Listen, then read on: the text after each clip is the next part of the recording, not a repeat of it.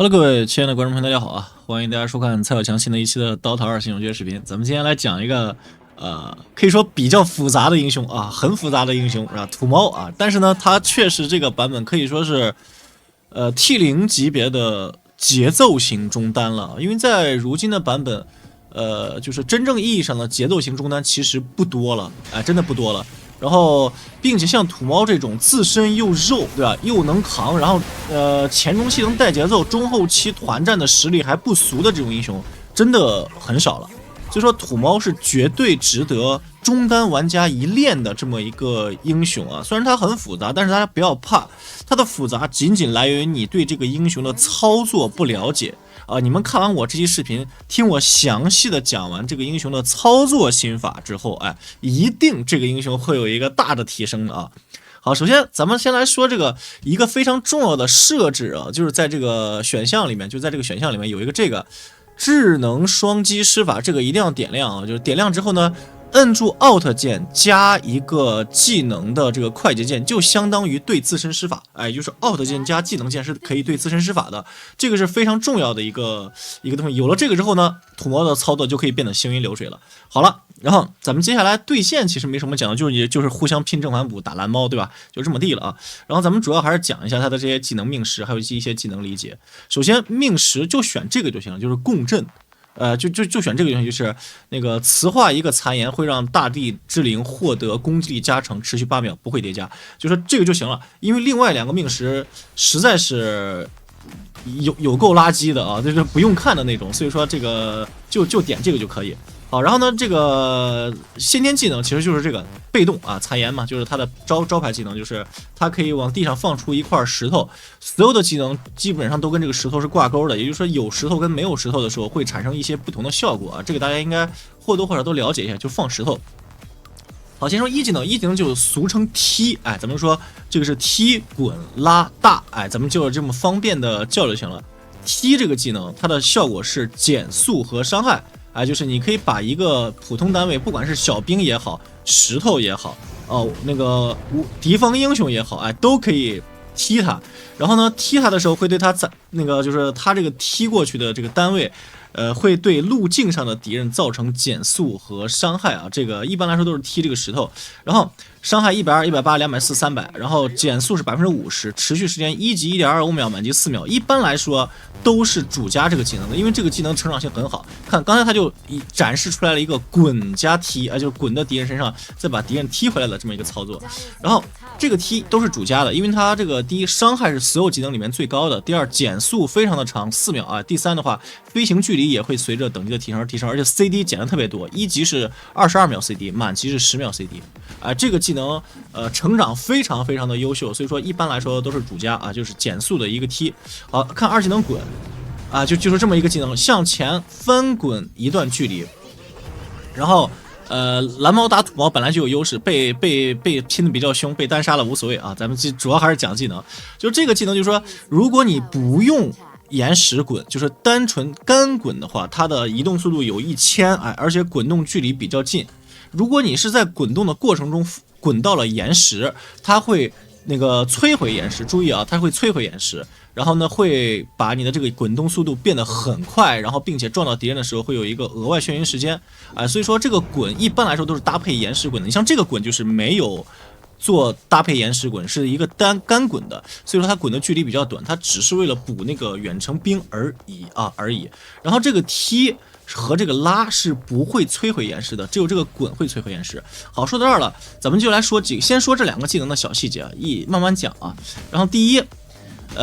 土猫的这个踢，它的这个踢石头的这个方向和它的面向是没有任何关系的。它只跟鼠标悬停的位置有关系。就比如说你在这个位置，你想踢一个石头的操作方式是什么呢？摁住 Alt 加 D， 残言这个技能的快捷键是 D， 也就是摁住 Alt 加 D 的瞬间，就是摁完的瞬间，有一块岩石就会出现在你的脚的正下方。然后这个时候呢，你想把你出现在你脚下正下方的这个岩石踢到哪儿，你就把鼠标悬停到哪儿，同时摁 Q 就完了。所以说操作方式，就比如说我要踢这个蓝猫，操作方式是什么？这个鼠标跟随这个蓝猫走，然后呢 Alt 加 D 加 Q， 就是 Alt 加 D 加 Q， 然后这个就会瞬间放个岩石，同时把这个岩石踢出去，踢的方向就是鼠标悬停的方向，于是乎它就会把这个石头踢到蓝猫身上，跟土猫所在的位置、土猫的面向是没有关系的。所以说这个技能很简单，就相当于一个风行的剑。只不过放风行剑之前是用了一个 Alt 加 D 而已就这么理解就行了，或者火女的那个波，就都是一个道理。鼠标放到哪儿，它往哪儿放。同理呢，这个滚也是这个道理。如果你是干滚的话，摁个 W 它就滚出去了然后呢，如果你要想通过岩石滚有一个额外的加速距离，并且额外的撞击敌人的眩晕，那就是 W 加 Alt D。最好是先放 W 再 Alt D， 因为 W 在滚出去之前有一个很短暂的一个原地滚动的一个动画大家一会儿可以看一下。在这个动画的过程中，你 W Alt D 它是可以先滚再接石头的，可以完美衔接上。所以说它的滚的方向也是你鼠标指的方向，就跟那个什么样屠夫的钩一样你们就这么理解，就像屠夫的钩、发条的钩一样，就是屠夫想勾人了，对不对？然后就是直接是把鼠标放了对方可能会走的路径上然后出钩。你也是一样嘛，把鼠标放了对方可能会走的路径上，然后 W Alt D 就可以了。而它比屠夫钩还好的地方是，屠夫钩会被这个小兵野怪等等碰撞对吧？产生那个勾到小兵的效果。这个是可以穿过小兵的，它只会撞到英雄才会停下。所以说这个更加简单，更加方便因此呢，你想从哪儿撞人，比如说从这儿撞人，我要撞到这儿，你可以不用管你的面向，什么都不用管，你就站在这儿，把鼠标放到蓝猫的这个位置，然后 W Alt D 它就出去了。好，然后3技能呢，第40握它现在没有学，这个叫拉的效果就是沉默和伤害它可以把一个石头拉的，就是比如说我这儿有个石头嘛，对吧？你看它这个位置，这儿有个石头，如果对这个石头摁 E， 这个石头就会回到土猫身边，在这个拉回来的过程之中，对路径上的敌人造成沉默和伤害就是这么一个样子。所以说前3个技能的最简单的一个 combo第一个就是所谓的拉滚踢第一个就是拉滚踢，就是你先放一个石头，这个石头呢，你可以把鼠标拉远点，比如放到这个位置，就是在我跟蓝猫的2点一线上放到这个位置放一个石头，然后 DE 是什么意思我放个石头就是 D 嘛，然后 E 就是把它石头拉回来，蓝猫是不是被沉默了？然后呢，拉回来的时候呢，我再用一个踢把这个石头踢出去这个时候它就被减速了。最后呢，我在一个 WQ 再撞到敌人身上，因为敌人被减速了，移动速度慢，我可以很准确的判断到敌人的位置，同时呢放一个滚撞到减速的敌人，这样命中率比较高。好，刚才它出现那个新技能就是这个磁化，这个磁化大招你可以理解为是传染就是它的施法距离比较近你看这个绿圈，你看见没？这个绿圈这是它的那个作用范围，它的作用范围比较近。首先呢，你得让敌人处在这个绿圈范围内才行。咱看下这波操作它这个是预判错了，其实就跟屠夫出钩一样，预判错了没有关系。很多人新手都觉得，哎呀，这个土猫好难用，滚不到人了，好丢人。那你用屠夫勾不到人的时候，还不是很正常吗？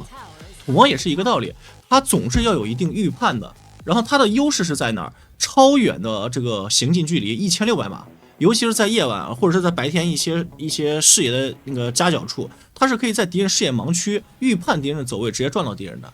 一般来说，撞到敌人的最佳时机是什么？就是敌人补兵的时候，比如这有个残血兵，在对线的时候，你藏在这个树林里，他往前迎，一定是来补这个兵的，然后你撞他就行了，一定能撞得到的，他肯定是会去补那个兵的嘛。只要你有一定的预判都是很好撞到的。来继续说这个磁化这个效果磁化它就是一个传染，也就是说是首先你得让敌人处在这个小绿圈的范围内。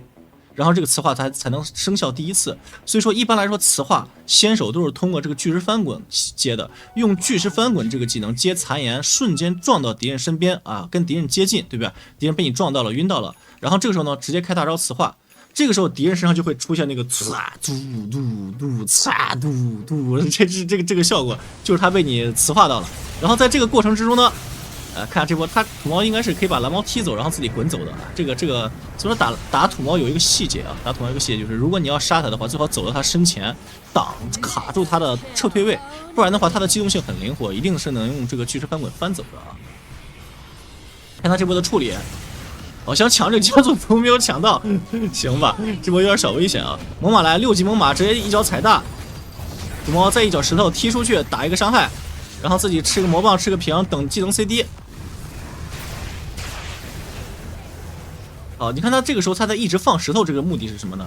就是这个磁化为什么叫传染的？因为如果某一个敌方单位被这个磁化影响到了，然后这个时候呢，你在它的附近释放一个残炎，这个残炎就会被大招磁化影响，所以这个残炎就会炸掉。炸掉之后呢，它就会使得残炎爆炸范围内所有的地方单位都染上这个磁化效果，就是一开始只有一个放残炎爆炸残炎，然后会使得残炎爆炸范围内所有的敌人都会感染磁化效果，这是第一步。第二步呢，这个时候所有的敌人都感染这个磁化之后，如果有一个敌人身上中了巨石冲击的减速或者地磁之握的沉默，所有被磁化的敌人都会被减速跟沉默，他们的时间是共享的，并且呢，这个残炎爆炸之后还会刷新磁化的持续时间。磁化的持续时间是6秒，如果在6秒钟之内你继续放第二个残炎，然后让这个残炎炸掉，就会刷新磁化的持续时间，又变成6秒。然后你不停的放石头，不停的放石头，这个残炎会不停的产生，一直持续下去，直到你没有石头为止。啊，就这么一个概念。所以说土猫在团战的时候的 AoE 输出是相当可怕的啊，只要它有石头，所以它的所有的技能都跟这个石头是挂钩的啊。技能大概是这个样子，讲起来比较复杂。但是咱们讲完了，大概心里有个谱，一会儿咱们在解说的时候啊，就能看得比较清楚了。好，现在才10分钟嘛，对吧？刚刚进入就是对线期刚刚结束，看这波啊，这波是一个滚到了奶绿，想过来抢这个那个恢复符，不过是蓝猫的飞加拉加大锤的一个降临啊，一套技能秒了这个土猫。土猫前期有点亏0-3-2啊，然后这个在打架的时候被对方针对的比较惨，但是问题不大。他的出装的话，他虽然说是一个力量英雄啊，他是一个力量英雄，成长3.8、2.4、2.1，成长非常的好，对不对？所以说他这个身板很好，打到中后期巨肉啊。然后他买了一个挂件，就是因为他其实是一个主动施法的英雄，有4个主动技能，对吧？如果你出了 A 仗是5个主动技能啊，就是有好多主动技能要不停的放。然后所以说这个挂件就是为了补充一个蓝上线跟一个回魔的啊，大概是这么一个样子。好，咱们来看一下二技能。二技能它的这个优点是升满之后的 CD 特别短，一技能升满之后是10秒 CD， 二技能升满之后是4秒 CD。4秒 CD 的这个超远距离翻滚啊，就可以很完美的就是追击敌人，在团战的时候可以各种情况都是可以把敌人追上的，敌人跑不掉。啊，刚才也是非常奢侈啊，为了杀一个电魂，猛犸交了个大招，土猫也是交了个大招加踢啊，这个技能拉满了，还怕是对面有人蹲呀什么的，所以说打的比较谨慎。然后装备假腿、瓶子，然后大魔棒，然后给一个挂件，这是前期的对线的一些基础的装备。然后第一件刃甲，因为它是一个可以说是一个又是远程的又是近战的法师，对吧？你远程可以甩技能，你当然也可以用脸直接突到敌人脸上去，靠这个大招去打输出，因为一般来说都是要靠巨石翻滚去打先手的嘛。这么一来，他就很容易一头莽到敌人的这个阵营之中去，啊，然后一头莽到敌人的阵营之中去，然后怎么说呢？然后他自己会吃大量的伤害。这个时候呢，你开着刃甲，然后同时敌人身上又有磁化，这个时候敌人再打你就很亏了。敌人不打你的话，你进去大招磁化加沉默加减速，把战场混乱的一塌糊涂。这是土猫的一个很重要的打法。这局开局4比13啊，天崩开局，对吧？咱们来看一下这个AQ 这个土猫是如何逆转局势的啊，力挽狂澜的大翻盘局啊，大家很少见，对不对？这个沉默这个效果不佳的话，就是第一，对面害怕沉默的就只有一个人蓝猫，对不对？就只有一个蓝猫。然后，并且在高端局里啊，你要想动蓝猫的话，肯定是队友协同上的。你不要总是想着把所有的事儿都自己一个人背着，有很多时候你交技能了，队友肯定是能跟得上的啊。看他想动谁，先是踢一个石头，大招一开，减速给上。好，然后发现打不了了，撤退啊！这一波确实打不了，然后队友阵亡的太多了。好，这时候蓝猫已经妖怪般的杀入了超级无解肥中肥的一个蓝猫。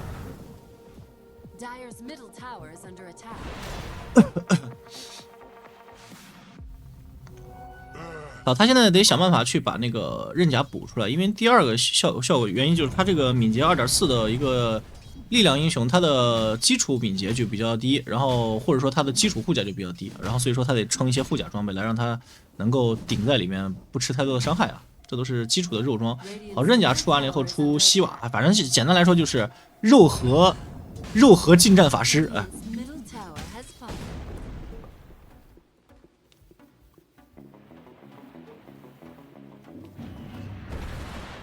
好，这段时间咱们说一下这个魔晶。魔晶的话可以抓取友军，也就是说是相当于一个反手。不过这局由于有毒狗在了，所以说这个魔晶可以不着急买啊，因为毒狗的关已经是一个非常强的反手，而且拉比克的这个魔晶也是可以对友军释放，把友军举起来扔回来的。所以说自己的这一方如果是有了毒狗的关加拉比克的魔晶，等于说双反手了。这个土猫的这个魔晶就可以不着急买。如果你是个4号位土猫的话，这个是可以早一点买啊，帮助队友去打一个反手的啊。好，然后你看打前就是野怪这么打，就放下一个石头。A 这个野怪 Alt 加 D 鼠标悬停的这个位置 ，Alt 加 D 加 Q 啊，然后直接是一脚石头踢2组野啊。然后 A 杖的话是一个很厉害的技能，就是残焰魔咒，它是可以把一名英雄变成一块石头，就是变成残焰，就相当于变成了这个东西了。你可以对残阳释放的所有的技能都可以对那个敌方英雄或者友方英雄释放。这个 A 杖的残焰魔咒就是变友方它就是石头，变敌方也是石头。不过变友方的施法距离比较远，变敌方的施法距离相当于近战攻击距离啊，就是你的近战攻击距离是一个小绿圈啊，然后你的那个 A 杖的那个变敌人也是这个小绿圈，所以说你想用 A 杖变敌人的话，那么就得贴在敌人脸上，然后基本上连招就是你出了 A 杖之后，用滚到敌人身上，用残焰魔咒它新加的这个技能把敌人变成石头，再用1技能巨石冲击把敌人踢回来，就相当于一个猛犸的颠勺啊，就是这么一个理解，就相当于一个猛犸颠勺。而变队友呢，也是这么一个道理，就是你可以把队友变成石头啊，也可以用这个地磁之握什么的这个魔晶把队友拉回来，就算没有这个魔晶也行，因为队友是石头，这个地磁之握也是可以拉石头的嘛，你也可以把队友拉回来，就是变队友石头把队友拉回来，或者变队友石头把队友踢进去。比如说对面队友是个猛犸或者是个潮汐，我把潮汐变成一块石头，一脚踢到敌人高地上啊，然后潮汐脚大踩5个，就是这种感觉，都是可以很灵活的一个技能，你可以发挥自己的想象力，然后呢做出很多举动啊。我看这波猛犸一个颠勺，颠回来。好，土猫一个撞啊，配合一枪直接打掉。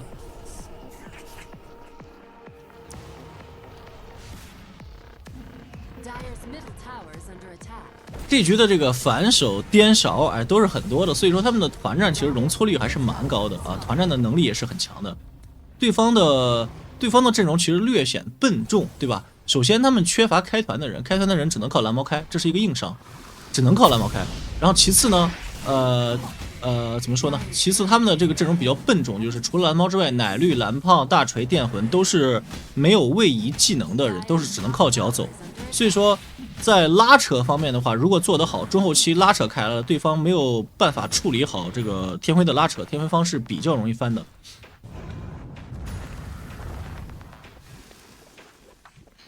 好，你看土猫这个2技能就只有4秒 CD 啊，所以说非常的灵活，它可以各种滚，甚至可以用滚加残炎来赶路。来看看蓝猫这波，但是身边就站了一个毒狗，应该是不会动手的，身边至少要站一个拉比克或者说是一个炼金啊，能跟上技能才行。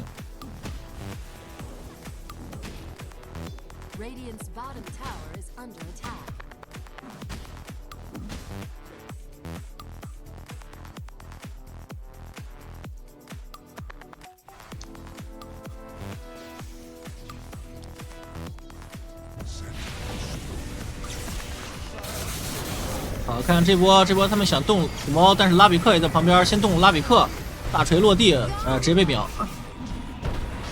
猛犸想救，猛犸也是猛犸估计也危险了。好，这波又是一波血亏啊，又是被抓了3个人，直接6比20了。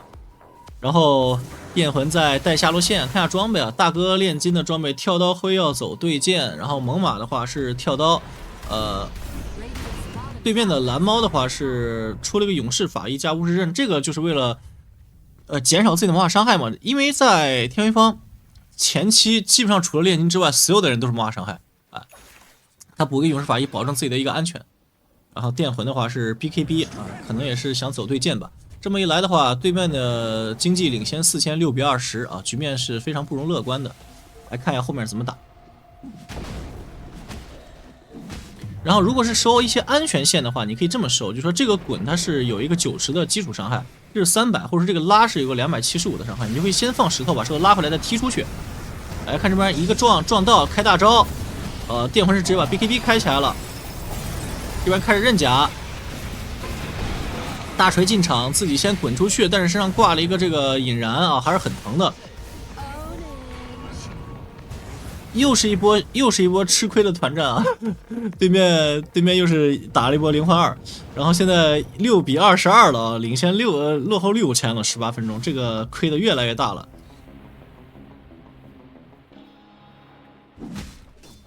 其实不管怎么样，我非常不推荐大家就是说什么想那个就是怎么说把局势打裂啊，就是这个逆风翻盘只是看着爽。但是说实话，实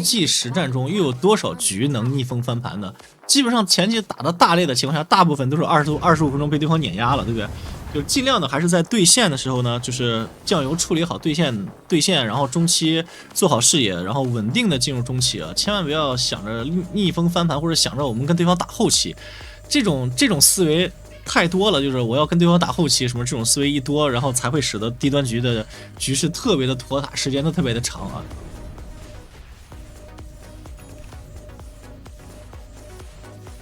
这个2个石头你可以踢拉，也可以拉踢，都可以啊，就是踢出去，对吧？然后把石头拉回来，或者说把石头拉回来再踢出去，都行啊。一个拉踢基本上就是一波兵，然后这个是275，这个是300嘛，对吧？然后175点蓝，你就可以把一波兵收了，还是很方便的。啊，蓝猫又是单抓到了一个猛犸，猛犸为了活被迫踩大了，感觉还是要死。蓝猫是有蓝的，哎呦，这波好亏啊！这波是为了自保，是把大交了，自己人还死了。这波看一下想动谁？这边是奶绿给了一个阿托斯，好，再撞到，配合炼金杀了奶绿。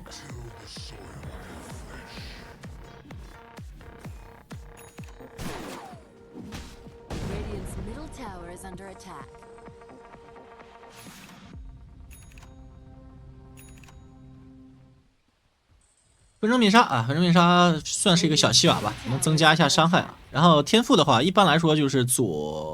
实际加左侧技能增强，这没有什么问题，因为毕竟是一个大哥嘛。15级一定要加右侧，加25%大招的伤害跟大招的持续时间，这个非常关键的啊。好，20级的话，巨石翻滚距离跟100巨石冲击伤害，我推荐加这个巨石翻滚距离，然后就能把这个1600变成1800啊，1850是吧？然后滚得非常的远，然后这个时候你不管是追击也好，还是先手开团也好，都是非常方便的。然后25级点这个磁化不可驱散啊，点这个磁化不可驱散，然后你这个大招就可以一直转，挂在敌人身上，哇，那个是相当可怕的一件事情。好，你看在很多的护甲装备，这个是加4甲，这个是加7甲，又补了一个炎龙之鳞加5甲，现在护甲来到了24点甲，这个护甲就比较及格了啊，比较优秀了。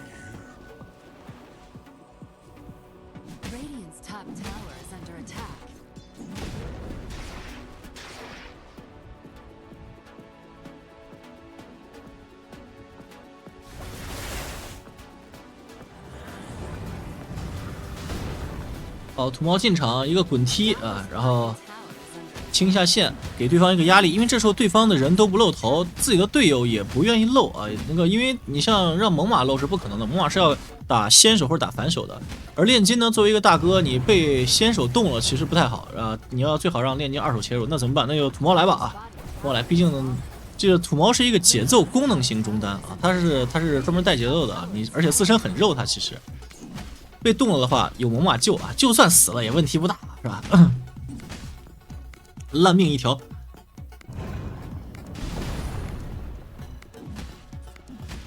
啊，他刚才那个操作就是一个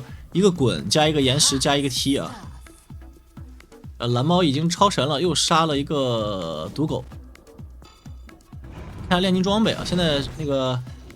就是现在土猫就是利用自己的机动性啊，然后去带一些危险线，这个其实是一个非常危险的举措，但是它能够第一给对方兵线压力，逼对方回防2塔，然后第二呢也是能够打出一些信息啊，然后不要让自己的这边压力太大了。其实这个话我已经说了很多次了，在劣势局你越不敢出去带，你越是等死，你只有出去带了，对方才会有人来回防，有人来回防了，正面的压力才会减小，这个很简单，对不对？就是人家回去一个人或者回去2个人。啊，回去人了，正面才不会是5打4、5打5嘛，对不对？你对面回去一个人，你们就是5打4了；对面回去2个，你们就是5打3了。只不过这局对面是有一个大锤，大锤的话，这个英雄它的特性就是可以利用这个天光现世，哎，这个技能，然后随时支援战场嘛。因此，这局就比较麻烦，对吧？你去打回来一个给压力打回来的人，一般来说都是大锤。大锤回去了，其实对正面压力的减小几乎没有，因为打起来大锤随时可以用大招来降临的正面战场。但是在正常的局啊，就是可以做到，就是在劣势局通过一个有机动性、有逃生能力的英雄去带线，给对方压力啊，从而缓解我方的正面压力啊，一个经典的围魏救赵嘛。哎呦，这边是踢个石头，然后蓝猫飞出来，有点危险啊。好，拉比克举一手，蓝猫的蓝还挺多，这边先给个小沉默，滚走。OK。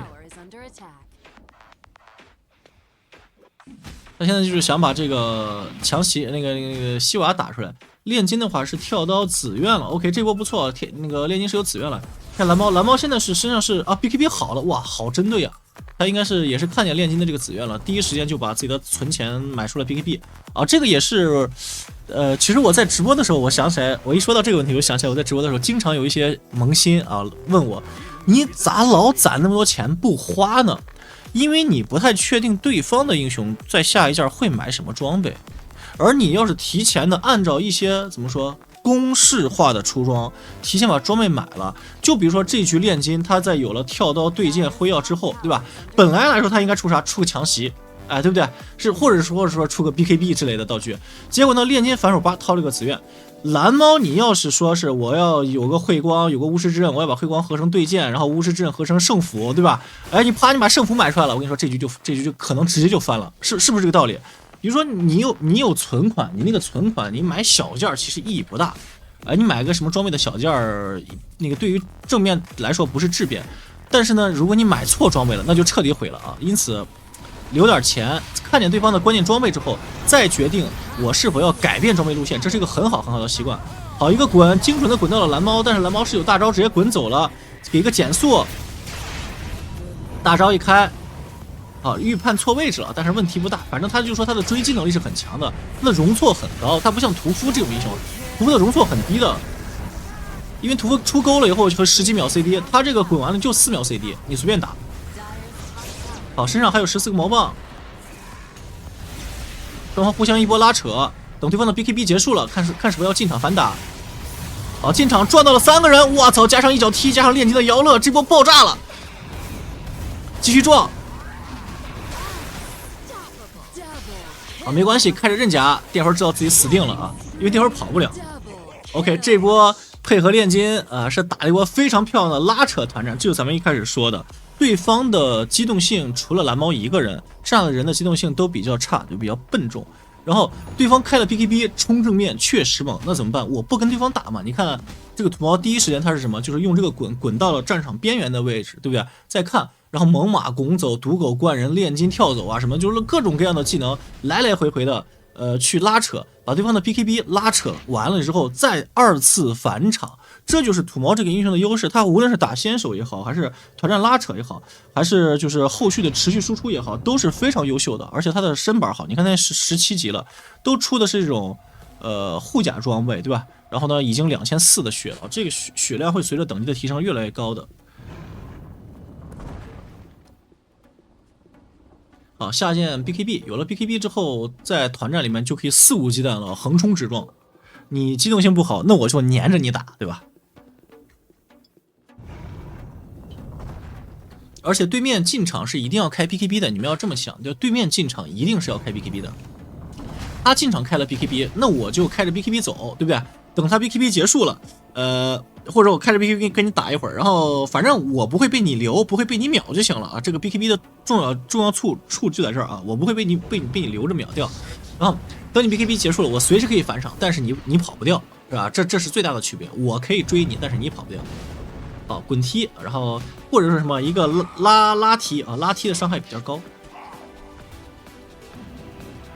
哦，他想吃那个经验符，但是扫了把雷达，看见那会儿有红人啊，知道有人了就不去了。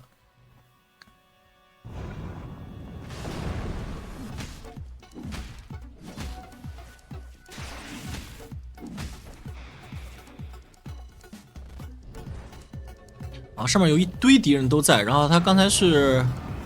想抢经验符嘛，但是这边炼金跳，哎呦，炼金是自爆了，有点小危险，看一下。蓝猫入场，然后毒狗是关了一下电魂，关的非常精准。如果他关炼金的话，就是坏事了。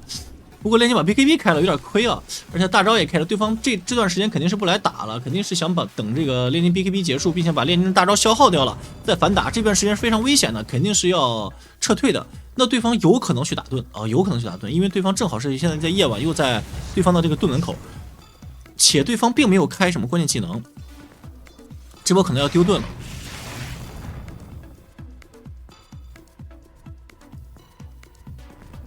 其实炼金也不用那么害怕，对吧？因为有土狗在，他那个 BKB 开的可以说略早啊，开的略早。然后大锤来收个线，大锤打不打盾都无所谓。如果天元方想抢盾的话，大锤是完全可以随时飞进去的。好，蓝猫拿盾了，下一波情况不太乐观。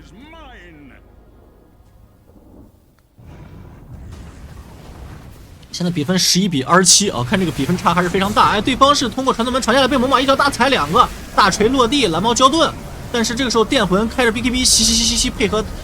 大锤这个 A 杖的这个效果是回了好多的血。好，先撞到电魂，开启刃甲，开启大招，疯狂磁化，开着 BKB 疯狂站撸。因为他有这个命石，他的攻击力其实很高的。好，你蓝猫想打我就先滚走，但是蓝猫的蓝很多，因为他有盾啊，站起来是满蓝的。不过队友这个时候已经可以进场2次输出了，然后敌人身上吃的土猫的磁化吃了好久，一直都有磁化。这波打完了以后是土猫加猛犸2个肉核是阵亡，但是打了对方的一个蓝猫盾加4人阵亡。就土猫它是一个非常好的一个能看出来是一个非常好的前排开团 AOE 这种英雄啊，就是很多时候你们会不会觉得？问新手们一句，你们打团或者选人的时候，有没有选完了就在那骂队友，就说是这傻逼这种打起来所有人都在跑，这对不对？有没有这种感觉？就是因为很多新手都觉得什么输出，哎，就是应该是那种爆发，什么宙斯女王，哎，火女是吧？这都是应该选这种人，他们是输出。其实有的时候换一种思路考虑一下。选一些这种能顶前排且有输出的人，打起来就不会出现所有人都在跑的情况了。这就是补位的一个情况嘛。比如说你们大哥选了个小黑，哎，是吧？然后呢，中单或者说3号位又选了一些远程，3、4号位又选了一些远程英雄啊，什么默克之类的东西。那这个时候你中单补了一个土猫啊，就要比你补什么女王宙斯要强太多了啊。而有人说我补龙骑这种英雄不行吗？中单那补龙骑是个刷盒，你得有装备，你得有等级。就是你没有装备没有等级的时候，龙骑的作战能力其实是很多的，但土猫不一样，土猫有等级就行，对吧？就简单来说，哪怕你给我一个什么假腿 BKB 双护耳，是不是这种感觉？就哪怕一身平民装、廉价装，我打团战的时候我作用杠的，这个就是区别。蓝猫一个飞是飞到了炼金身上，猛犸身上想上猛犸，这边一个踩2个，给石头滚拉踢沉默2个人 ，OK。牛逼啊！这波 combo 接的非常的好，因为炼金是有跳的，对吧？炼金是有跳的，就是说猛犸踩2个，炼金摇乐，然后在对方没有醒来之前啊，一个跳砸摇乐砸2个，然后土猫自己先放个石头，沉默2个人，踢2个人减速，然后绑撞上去再眩晕，这一套的控制链是非常完整的啊，且控制时间相当长的。好，打着，现在虽然说你看比分17比29，但是经济上慢慢领先了啊。但是领先也不是特别也不是特别乐观，因为领先的大部分来说还是这个炼金的这个残忍总和，领先的是这一部分。炼金你看比对位的蓝猫就多了接近1万，其实按道理来说对位的经济还是有点差，不过这个时候正好是炼金的强势期，然后大家抱着炼金打，就是相当于就把局势拖到了炼金刷起来了，就是这种感觉。如果你们选的英雄都是什么刷核，炼金也要刷，队友你也要刷，然后结果呢又是大劣势，谁都刷不了了，这种局就没有救了。但是如果你们的3号位是比如像这种猛犸是吧，中单是个土猫，在劣势局里面炼金刷前，我们剩下2、3、4、5号位都能打架，都能打，而且都能吃伤害，都能扛，就能把局势缓慢的拖住。而且土猫这个英雄他的这个机动性很好，对吧？他是可以在劣势局出去带线的，带危险线，这个咱们刚才说过了。如果你选了一些机动性不好的人，就比如像刚才说的龙骑，你敢带危险线吗？你被减速一下你就得开 BKB 跑，你没有 BKB 你被减速了你就死了所以说这种他无法胜任一些单人独立完成的一些高危作业是吧？但是土猫是可以的。他可以在劣势局各种拉扯，各种打团战，然后给大哥腾出一些关键的刷钱时间，然后让炼金一直在刷，基本上前期就没有什么打仗啊，现在是一直在刷，刷到现在了，装备起来了 ，OK。而且土猫随着等级的提升，它的这个血量什么的都已经非常优秀了。你看现在的护甲是吧，40点甲，对吧？血量多少？3500点血。他最后再补个玲珑心，有了玲珑心之后，由于他的技能都是短 CD 技能嘛，这个是10秒，这4秒，这是13秒，对不对？然后他团战的时候加上一些好多的装备，刃甲、西瓦、BKB 就来回开，来回用，所以说他在团战的时候，他的这个威力就会提升很多。他就是一个半肉半输出啊，能什么功能都有的一个万能型中单。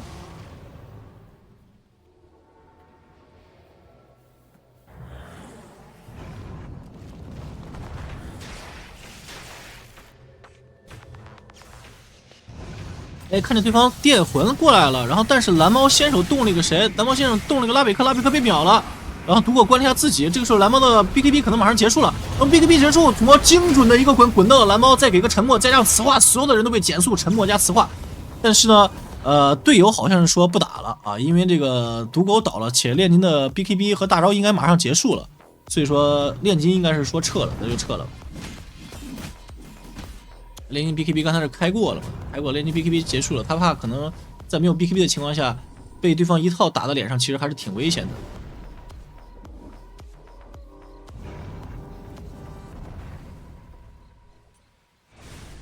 好，然后最后差一个赛利蒙尼之冠啊，有了这个东西之后，然后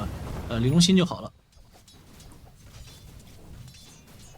这个残颜的这个数量啊，是随着等级的提升而提升的，也就是说是每5级就会获得额外能量充7、8、9、10、11、12、13，哎，对吧？就是能够获得很多的，现在这个残颜点就很多了，你就可以随便用了。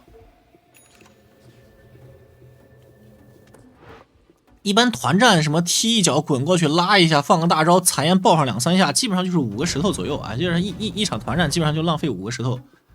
只要预留5个石头左右，团战基本上都是够用的。好，玲珑心这时候也到手了，然后下一件再整个刷新球啊，反正就是法师嘛，整刷新球2炮啊，这个非常凶狠。好，开个握，蓝猫不在，对方这个盾还有1分13秒刷新。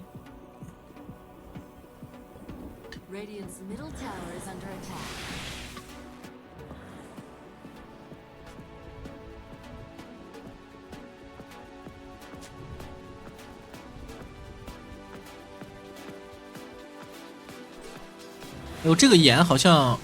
暴露了有人从这儿经过，并且插下了一个针眼，对不对？原来小兵是突然之间拐弯去摸敌人针眼了，那就说明肯定是有人从这儿经过了。但是人呢又没有看见，那说明什么？说明大概率开悟了，有那个就是或者说肯定是有天方的人从那个位置经过的啊。好，天方也想再等盾，盾还有大概30秒。这夜晚猛犸一脚扭头大踩过来大锤，滚一个炼金，滚上一个切上一个滚炼金妖乐。好，大锤1秒的话，对方想来超远支援战场的这个意图就没有了啊，就不能支援了。蓝猫是一个人疯狂的去带线，他想利用自己的机动性去带一些危险线，看下队友能不能跟上。蓝猫也不敢造次，因为对方的控制链真的很强，就咱们刚才说的，土猫可以超远距离先手滚到了蓝猫了，然后拉比克或者说是炼金跳，拉比克有跳没？拉比克没有跳，那种炼金的这么一个跳摇乐加拉比克的一个举，这么长时间的控制，蓝猫肯定是得死的。后面看见人了，看下土猫要不要进场？土猫这个现在这个先手距离可是非常的远的，他在等队友，就位。因为你不能撞到就不管了，撞到一定要有队友能跟上技能才行啊！好，协同撞到了，牛逼！好，先开个刃甲，不慌啊，先开个刃甲。好，这时候反手再开 BKB， 大招磁化一开，站撸。好，这时候你看他这个肉度已经非常高了。好，再撞到奶绿，给一个磁化，给个沉默加一脚踢，再往前追。哦，又撞到，这就是土猫的机动性，敌人是跑不了的。敌人跑不了，这波打完啊，直接一波0换5，然后盾还有1分40秒才刷，有点可惜。就是他的技能其实都是他的技能，就是多了一个奥特加 D 而已。你们想是不是道理？就是放技能之前，习惯 Alt 加 DQ， 是吧 ？W Alt 加 D， 哎，或者什么 DE， 哎，就是他所有的技能都是多了一个那个提前操作，但是他的所有的技能没有什么太难的释放技巧。你就想这个 T 是什么？不就是刚才说的风行的剑，或者说火女的龙破斩，放的道理是不是一样的？这个滚不就是敌人在哪儿你就往哪儿滚，而且是那种可以穿人的图钩，哎，或者说可以穿人的发条钩，哎，就是这个道理嘛。你滚到敌人身上就把自己勾过去，然后撞到敌人，敌人就眩晕了，是这个道理吧？就它只是看起来可怕，你实际想想，道理其实很简单。然后只是你在练习的时候，经过一点点小练习，放技能之前习惯一个 Alt 加 D 就完事儿了，然后你就会这个英雄了。团战的时候一进场 BKB 一开，磁化一开，西瓦一开，敌人谁都走不动，所有敌人头上都挂着西瓦的减速，哎是吧？这个你1技能的减速，3技能的沉默，还有这个大招哒哒哒不停的爆，然后过上4-5秒放一个残烟，过上4-5秒放一个残烟，保证这个大招的这个时间能续上就行了。好，看下这波团战。对方想动手，土猫先等待一下，啊，反手进场，土猫那个猛犸踩2个，大锤落地，这边给个石头减速。啊，对方的 BKB 一结束的话，所有的人身上挂这个残烟都要一直吃伤害的。好，再给个残烟续上这个残烟的爆炸时间，来找这个蓝胖，但是蓝胖的血特别的厚。对方电魂买活，奶绿买活，炼金也买活了，就是要这波把对方打死了。然后看下炼金的这个大招的 CD 还有多少？还有3秒。好，土猫再控到一个双倍神符。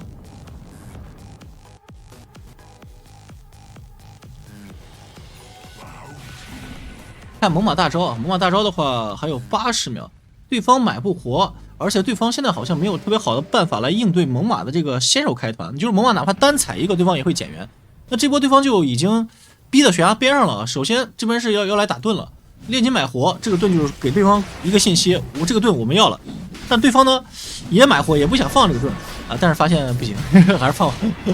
然后咱们继续说猛犸这个问题，猛犸这个大招踩下去之后呢，下一波就踩对方买活的人啊，对方上一波是谁买活了，我就把他哪怕单踩一个人也行，踩过来了，然后呢1秒秒完了，对方没有这个，就对方直接减员了，这个人是不能再买了，然后5打4。拉扯一波上高，游戏结束啊，肯定是这么一个节奏。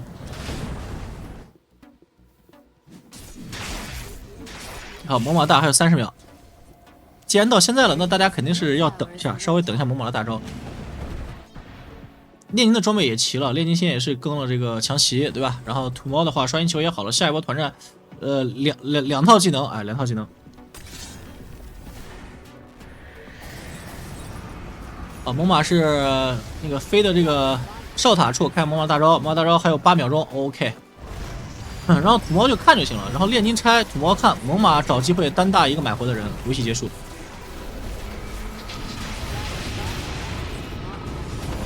哦，土猫是滚到了这个蓝胖，开启了 BKB， 追着打，把蓝胖先赶走，给个减速，蓝胖原地 TP 回家。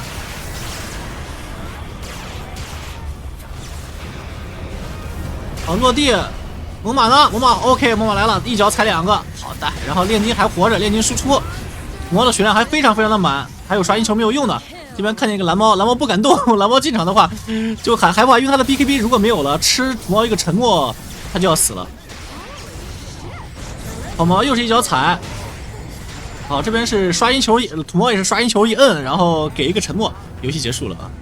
打到后期了，土猫的这个2套技能配合猛犸的这个刷新2套技能，对方根本是扛不住这个技能的轰炸啊！然后是走到全身里面把蓝胖踢出来了，这个因为这个踢也是可以踢人的嘛，把蓝胖踢出来再滚出来。这土猫这个英雄是真的是值得一练的一个英雄，无论他打4号位还是打中单，是吧？又肉，伤害又高，然后功能又全面。啊，非常厉害的一个中单，只要你看完我这期视频，知道他的操作心法，再经过稍微的练习啊，你也是土猫高手了啊！好了，今天的视频就到这儿了，感谢大家收看，我们下期再见了，拜拜。